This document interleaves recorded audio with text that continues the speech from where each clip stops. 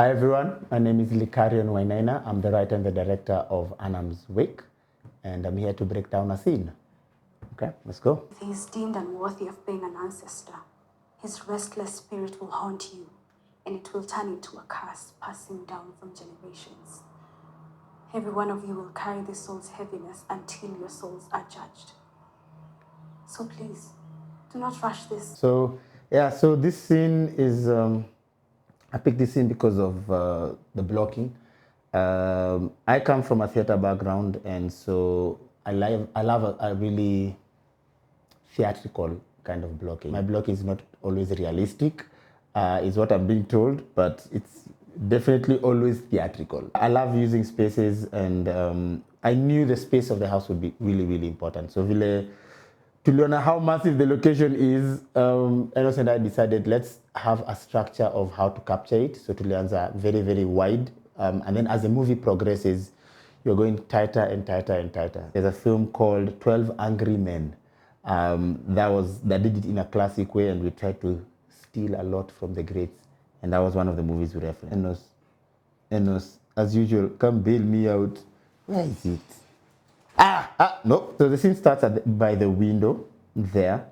I picked this space because one, there's a scene that just happened outside where Zara first shows up, and also because it sort of secludes Anam and the negotiator on the side. We're using Ari super speeds, and they have a very blooming effect, so highlights Zina glow, and I wanted to use that sort of like a halo effect over here to make it feel like they're in a different kind of space. They're a little corner.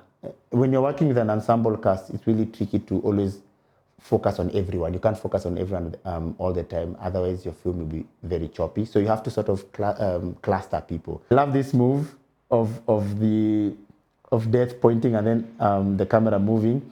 I think I chose that because I felt like Death's power can seep into the real world where he's actually commanding the camera to move. And here comes just some simple classic blocking from Alfred Hitchcock. He said, whatever is bigger in frame is more important.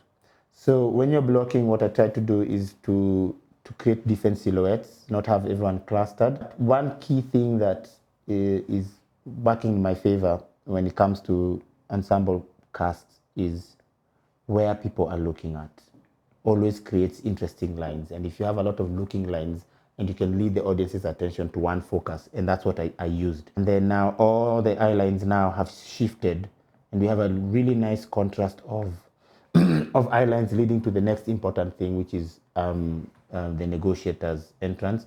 And then he's larger in frame, so he's now the focus of the frame. Negotiator leaves. There's a space in there, so we had Anam just take a step forward, so that she occupies the same space that the negotiator took.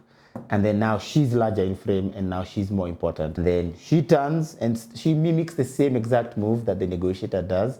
And that happens quite a lot from her dialogue, from her movement, because there's a deeper connection between her and the negotiator. Then I finish the scene with my classic move that is my weakness, a lateral track.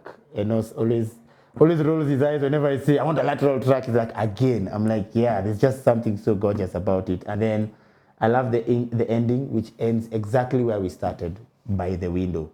But now we have a new context. So the scene is about creating what are the consequences if we don't do this right. When we go through this entire journey, we move back to the window, and now we have a new context that there are consequences to this. My name is Likarion Wainaina. I'm the director of ANAM'S WAKE, and that was my scene breakdown. Thank you so much for making ANAM'S WAKE Kenya's biggest film for 2026 so far. If you want to know more information about the screening dates, follow our page ANAM'S WAKE Film on all socials. Asante sana.